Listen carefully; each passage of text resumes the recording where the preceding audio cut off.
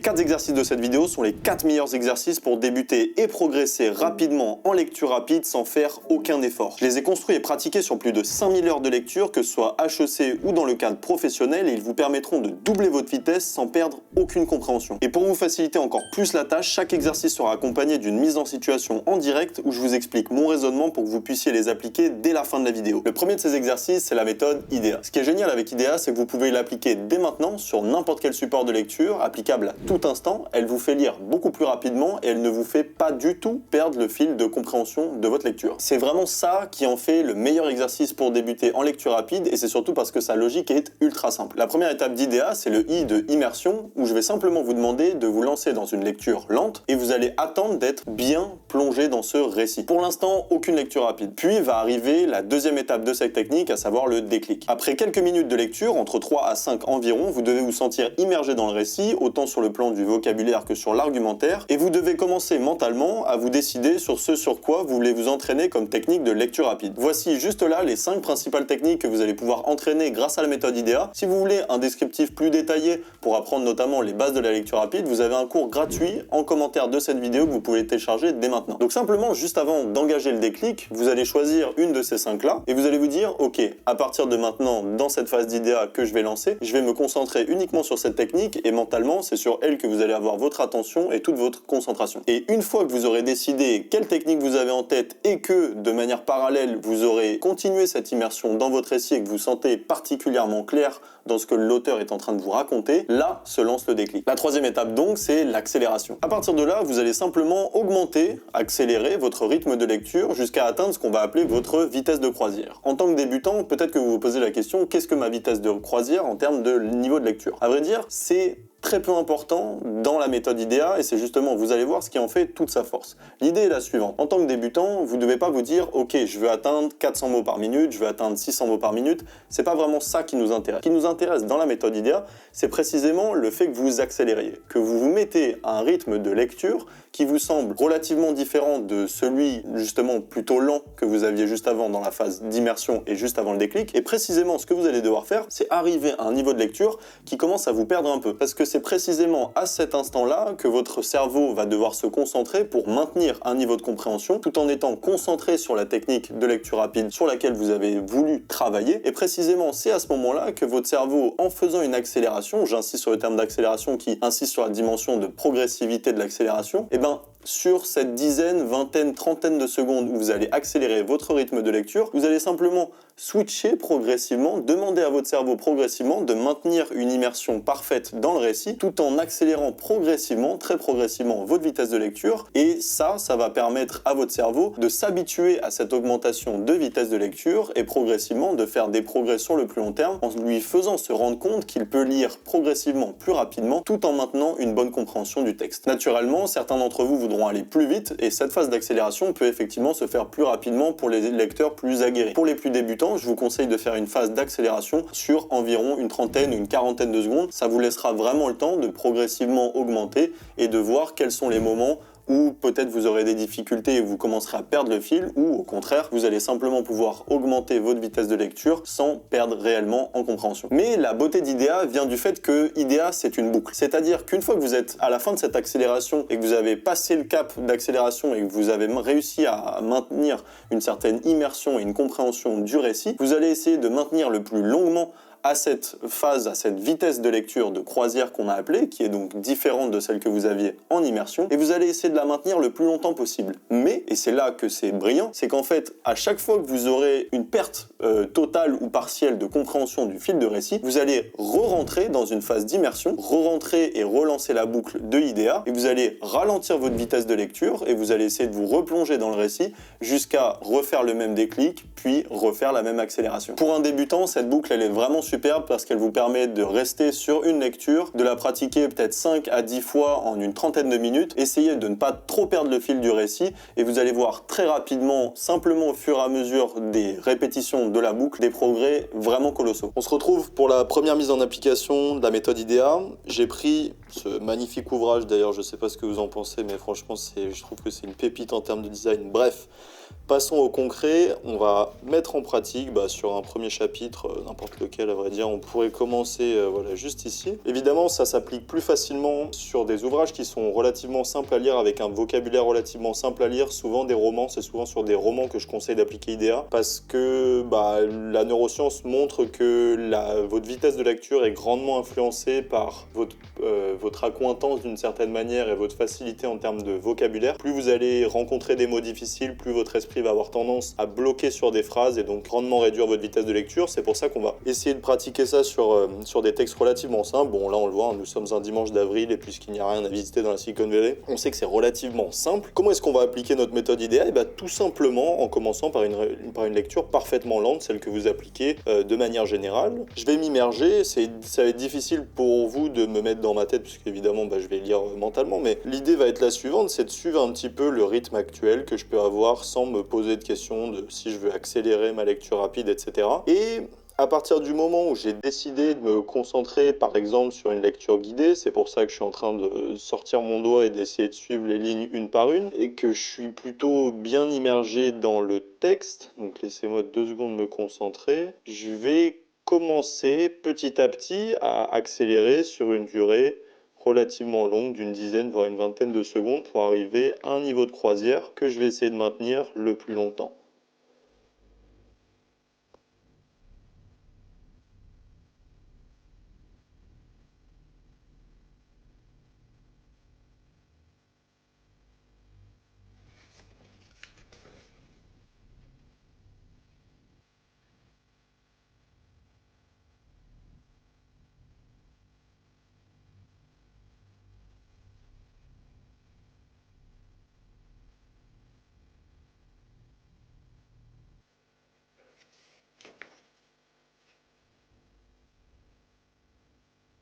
Ok, bon, on va s'arrêter là, sinon ça va pas être très intéressant pour vous. Mais la logique est la suivante, vous avez vu l'augmentation progressive, vous avez vu, bon là je me suis arrêté à cet endroit-là parce que bon j'allais pas continuer éternellement, mais je sais que à un certain moment, je vais commencer à décrocher parce que là, même si on reste sur un texte qui est relativement simple, la trame du récit est relativement facile à comprendre et les mots-clés sont assez logiques. C'est une petite histoire qui raconte la rencontre et juste la rencontre avec Apple et tout l'univers un petit peu philosophique d'Apple. Ok, mais une fois qu'on a ça, on va pouvoir simplement suivre le récit et une fois qu'on l'a perdu, on va simplement accepter de revenir à un rythme beaucoup plus lent, celui que j'avais juste au début en commençant le chapitre, et recommencer cette boucle indéfiniment sur des sessions de peut-être 3 à 5 répétitions. Parfois j'en conseille 10 pour les gros lecteurs, mais vous allez voir que ça pousse mon cerveau à accélérer sa vitesse de lecture tout en maintenant un certain niveau de compréhension, un niveau de compréhension optimal, j'ai pas perdu grand chose des informations essentielles de ce que je viens de dire, et essayer de maintenir le plus longtemps, petit à petit, un petit peu comme quand vous faisiez du vélo, maintenir cette vitesse, maintenir le fait de ne pas avoir les 2 petits trous à l'arrière pour vous protéger le plus longtemps possible, et puis quand vous sentez que vous allez tomber et que vous commencez à perdre un petit peu du récit, ça sert à rien, on va pas gâcher une belle lecture, on va simplement revenir à un rythme beaucoup plus lent pour, in fine, reprendre cette logique et poursuivre cette boucle. Maintenant, si vous êtes un lecteur qui a tendance à se lancer dans des livres sans véritable stratégie ou objectif, le balayage, la technique qu'on va voir maintenant, c'est un exercice qui est fait pour vous. Sa force vient vraiment du fait qu'elle va grandement fluidifier toute la phase de lecture dans laquelle vous allez être quand vous allez vous plonger dans le livre, et elle vous permet de le faire en seulement 2 à 3 minutes pour des gains en termes de temps après la phase de lecture de l'ordre d'une dizaine de minutes, voire de plusieurs heures en fonction de la taille du livre. En pratique, le balayage, son objectif, c'est de balayer un livre précisément et de faciliter le travail à votre cerveau, à votre mémoire, le travail d'assimilation et de concentration en essayant de pouvoir lui visualiser, lui préparer un visuel, une structure complète du livre que vous apprêtez à lire en comprenant l'ensemble de ses parties pour après pouvoir trier celles qui sont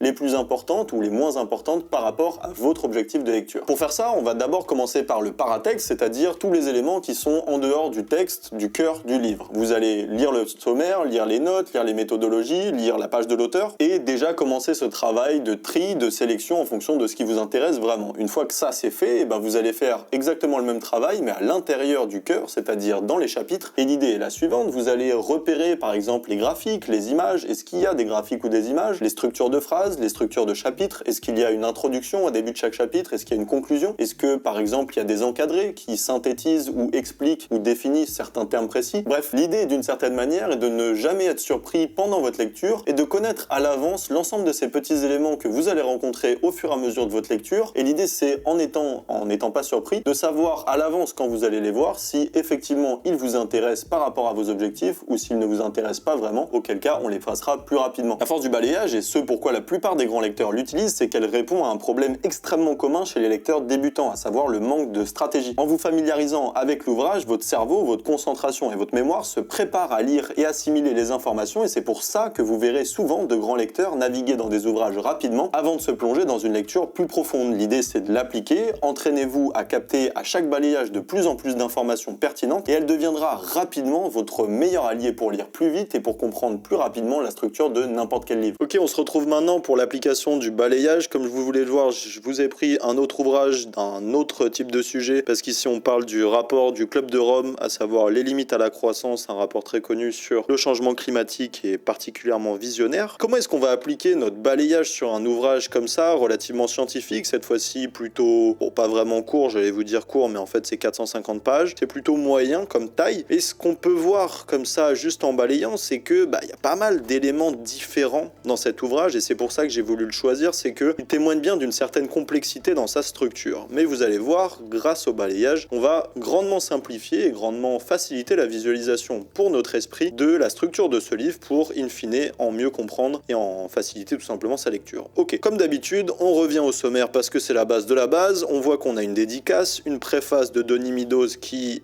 on l'a vu juste ici de mémoire, voilà, c'est l'écrivain du livre, ok. Une préface des autres auteurs parce qu'ils sont 3 à lire, le contenu du livre qui est contenu en 8 chapitres, on a des chapitres relativement courts d'environ 30 à 40 pages, enfin une annexe 1, une annexe 2 et une postface. Moi personnellement, je suis pas forcément intéressé, je me mets en situation, je veux le lire assez rapidement, je suis pas très intéressé ni par la dédicace, ni par la préface, peut-être que je vais balayer rapidement puisque ça peut un petit peu m'expliquer l'évolution du livre et l'évolution de son contenu face à cette nouvelle édition des 50 ans. La préface des auteurs, je m'en fous. Postface, je m'en fous. Maintenant, en fonction de mes objectifs, bon, ça je verrai plus tard. Maintenant, comment est-ce qu'on applique un petit peu cette visualisation de la structure? On va faire ce qu'on appelle ce balayage, c'est-à-dire ce que précisément je suis en train de faire, où je regarde un petit peu la structure des éléments qui m'intéressent, notamment en commençant par le paratexte, où je vais essayer de me balader par exemple dans ces annexes pour voir un petit peu leur contenu, voir à quel point ça a l'air d'être compliqué ou si ça ne l'est pas. Bon là visuellement ça a l'air d'être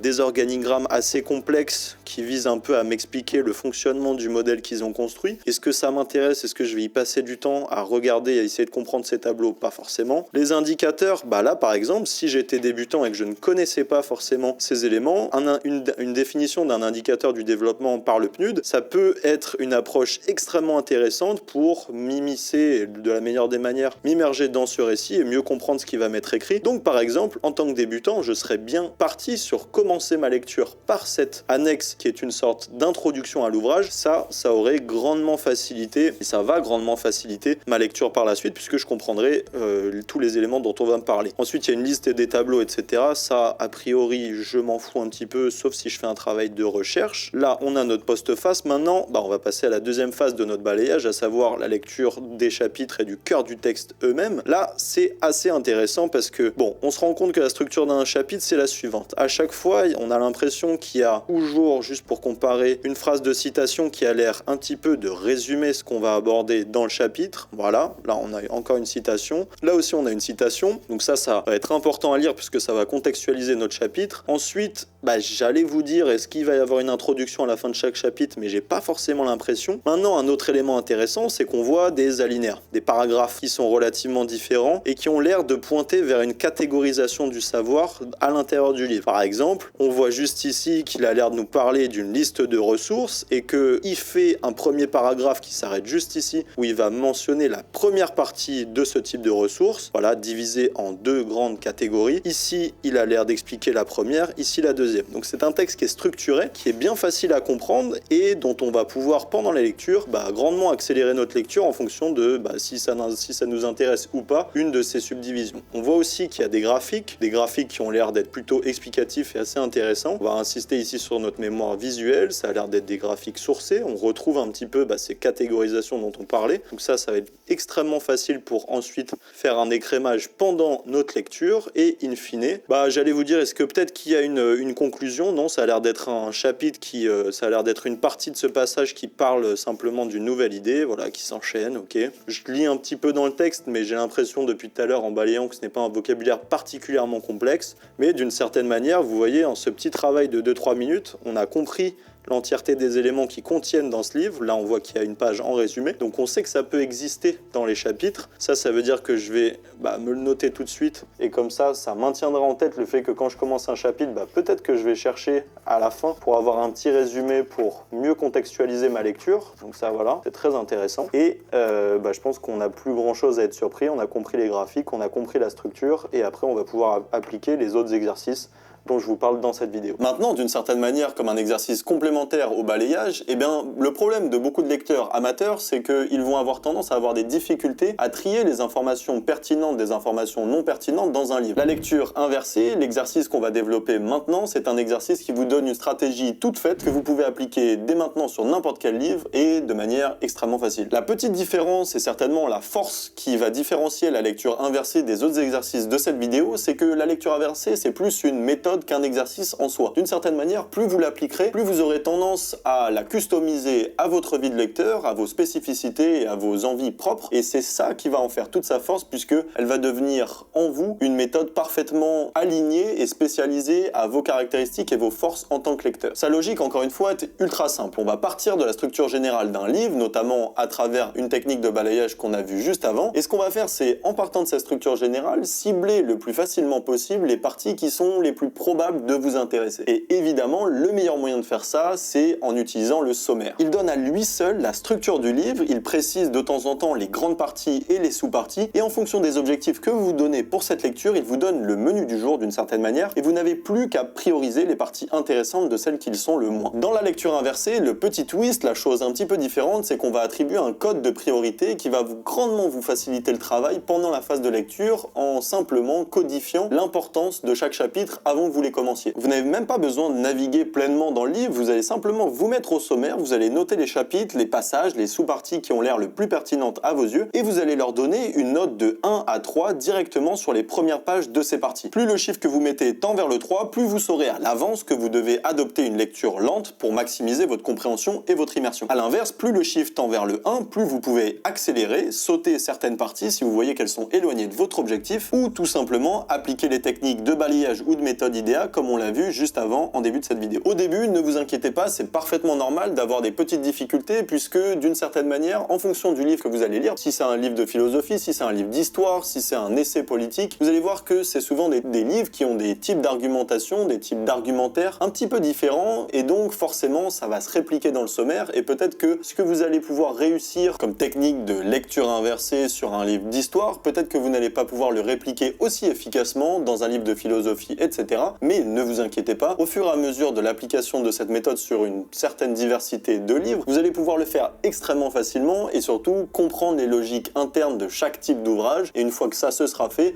pour votre vie de lecteur à terme, vous aurez compris ces dynamiques et vous pourrez faire une lecture inversée ultra efficace sans vraiment réfléchir. Voici la mise en pratique que je vous propose. On se retrouve du coup pour cette mise en application sur un ouvrage assez costaud comme vous pouvez le voir. C'est un livre de Mathieu Ozano qui s'appelle Or Noir. On regarde avec le sous-titre du livre que ça s'appelle La grande histoire du pétrole, donc ça va être un livre particulièrement historique. C'est un livre que j'ai pas encore lu, donc c'est un exercice en live que je vous fais. On va regarder simplement directement pour appliquer notre lecture inversée la logique du sommaire. Déjà sa taille, qui va nous donner un indicateur un petit peu de la taille des chapitres entre eux. On voit que c'est des chapitres qui sont plutôt courts. Si je m'arrête juste ici par exemple, on passe d'un chapitre de la page 120 à la page 138, vingtaine de pages, c'est relativement court, donc on sait que il y a beaucoup de sous-parties dans le chapitre, que les sous-parties vont être relativement petites, donc peut-être qu'elles vont contenir relativement moins d'informations. C'est un bon indicateur. Maintenant, on voit que le sommaire du coup est particulièrement grand parce que le livre à lui seul fait près de 900 pages. Maintenant qu'on a cet exercice, je vais essayer de me mettre un petit peu en pratique et d'une certaine manière, ce pourquoi j'ai acheté ce livre, c'est parce que j'ai un penchant pour l'histoire du Proche et Moyen-Orient par exemple, et c'est pour ça que l'histoire du pétrole va m'intéresser. Maintenant, ce qui est assez intéressant, c'est qu'on voit que par la structure des chapitres, la logique, leur enchaînement. On voit que la première grande partie, c'est on ne sait pas trop quoi jusqu'à 1945, et donc on peut subodorer que l'enchaînement va se faire de manière chronologique. Là, on a le chapitre 2 qui fait de 1945 à 1970, et donc toute la logique du livre, c'est, comme nous le disait son titre, une logique chronologique. Donc, je peux me fixer comme objectif, par exemple, d'être uniquement intéressé, non pas par l'entièreté de l'aspect historique qui peut être très long, mais par exemple uniquement sur tout ce qui va toucher au monde arabe de près ou de loin. Si je me mets dans cet objectif, comment est-ce qu'on va appliquer notre lecture inversée ? Maintenant qu'on a compris d'une certaine manière la structure du livre à travers le sommaire, qu'on a une visualisation du livre en lui-même, on va pouvoir commencer à faire notre codification. J'ai pris mon stylo juste ici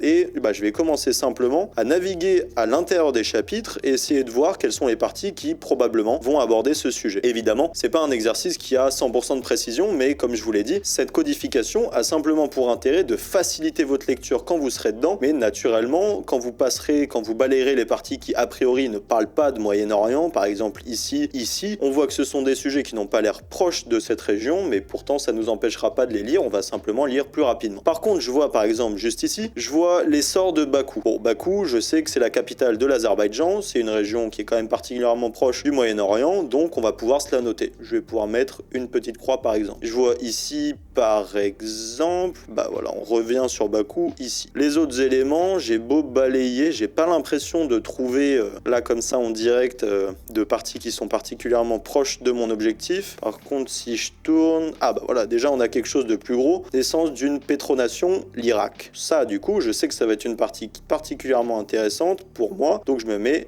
un code. On peut rentrer à l'intérieur, mais a priori, on sait que si dans le grand chapitre Irak, ça parle du Moyen-Orient, a priori, toutes les sous-parties vont globalement en parler. Ça, on le verra pendant la phase de lecture. Je vais pas vous le faire sur tout le sommaire, je pense que vous avez compris la logique. Maintenant, ce que vous allez faire, une fois que ce travail est fait sur l'entièreté du sommaire de votre livre, vous allez simplement vous faciliter votre lecture pendant la phase de lecture en retranscrivant cette codification que vous avez faite aux pages précises en question, à savoir, par exemple, ici, page 160, je devais avoir un chapitre sur l'Irak, j'y reviens, et je me fais simplement cette annotation qui me signifiera quand je passerai de ce chapitre à ce chapitre que ce chapitre en question c'est particulièrement aligné à mon objectif et que donc je devrais moduler d'une certaine manière ma vitesse de lecture pour capter un maximum de compréhension et d'information de ce chapitre. Voilà la lecture inversée. Maintenant, le quatrième exercice, la lecture dite ciblée, c'est le meilleur exercice à mon avis, pour les lecteurs qui n'ont pas trop de temps, qui en fait manquent de temps, que ce soit des étudiants ou des professionnels qui veulent lire plus vite pour la productivité, mais pas forcément pour lire des gros pavés. La lecture ciblée, son point fort, c'est que vous pouvez l'appliquer non seulement sur des livres, mais aussi sur vos cours, sur des articles d'actualité, des résumés de vidéos du YouTube, des conférences, bref, littéralement tout ce que vous voulez. On va simplement repartir de ce qu'on a vu sur la lecture inversée, mais cette fois-ci, on va l'appliquer sur des textes beaucoup plus courts et essayer de la rendre encore plus dynamique. D'abord, ce qu'on va faire, c'est de définir l'objectif de lecture. Avant de commencer à lire, il est donc crucial de déterminer ce que vous souhaitez apprendre ou accomplir avec ce livre. Ayez toujours en tête qu'un objectif clair de lecture vous permet de concentrer votre attention et de lire de manière plus efficace, et ça vous fera éviter les digressions, les pertes de temps et les pertes de concentration pendant la phase de lecture. Maintenant, qu'est-ce que vous devez vous dire en pratique ?